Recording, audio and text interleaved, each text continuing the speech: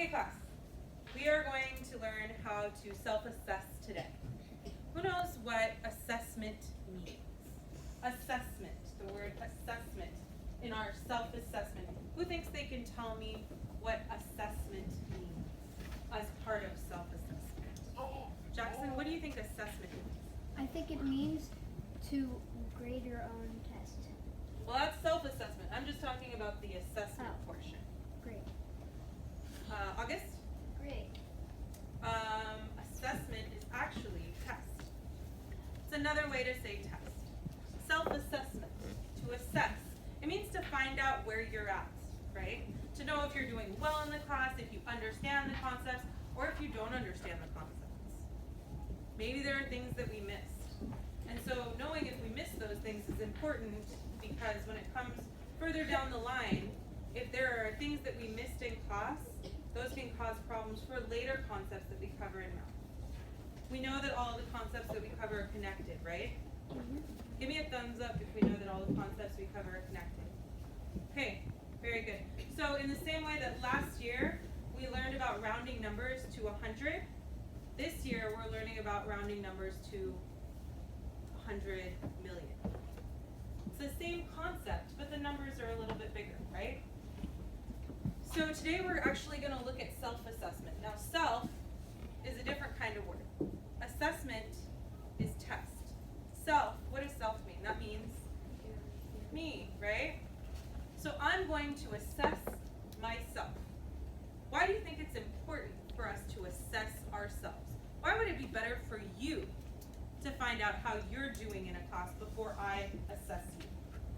Before I give you a grade on something? Why is it important for you to do it?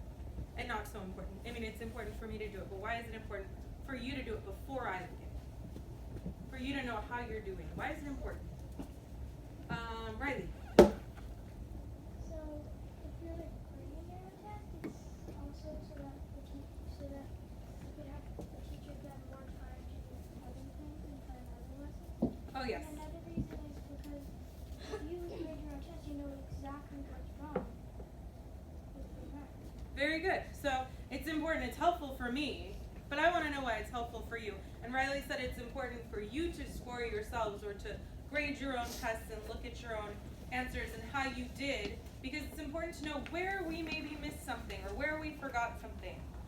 Yes, Silver. It also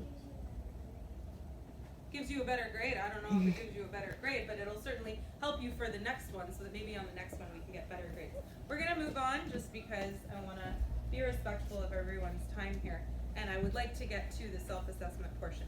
So today we're going to assess what the independent practice and guided practice questions that we worked on from the last lesson. Can we all turn to our independent practice and guided practice page? Give me a thumbs up when we're all done. Independent practice and guided practice page. Good job. Nice work. Okay. See that you're all with me. Now today when we are assessing, when we're finding out how we did in our math lesson, we're actually going to use a rubric. Rubric. Has anybody heard that word rubric before? Rubric's kind of a complicated word. Anybody? Rubric? We may have mentioned it before. We actually looked at it when we were looking at our reading logs.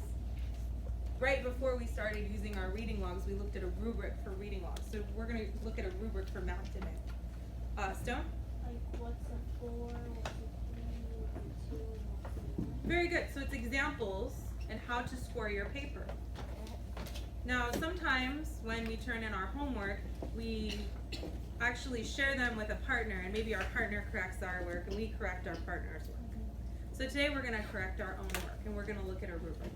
So a 4, would that be a perfect paper? Yeah. Would a perfect paper be a 4? Yeah, so 4 would be perfect. Now in order to get a 4, because we have 12 questions on our paper, we're actually going to have anybody who gets 10 questions, 11 questions, or 12 questions, that's going to be a 4. Okay?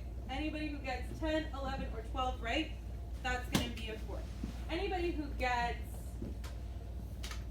let's say, 9, 8, 7 is going to be a 3. Anybody who gets 6, 5, or 4, correct, is going to be a 1, or a 2. Going to be a 2. And anybody who gets 3, 2, and 1 is going to be a 1. Does everybody understand? Yes. So I'm going to give you an example of how I assess. So I'm going to look at,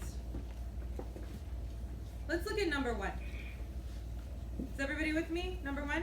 Yeah. It says use number names, let's follow along with our fingers. Use number names and numerals to write 900,000 plus 60,000 plus 3,000 plus 100 plus 4. So I noticed that on mine, I actually didn't follow the instructions correctly. I'm going to show you what I wrote down. You can tell me if you think it's right, okay? This is what I wrote down. 900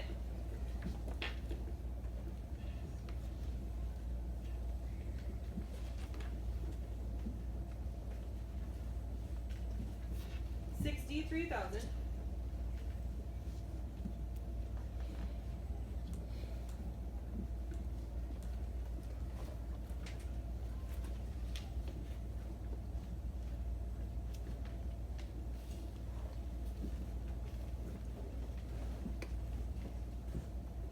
100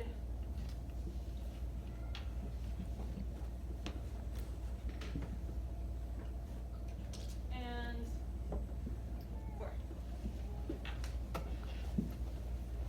Who thinks that I got the answer right? Oh, nobody? You guys are right. I actually didn't get the answer right. In the directions, it says to use number names and numerals to write this number out. It doesn't actually mean to like put them together and put a 4 there like that. I actually probably should have written out 4 and then also written out the whole number. 900,000 plus 60,000 plus 3,000, 963,000, 104. So I actually had to do both.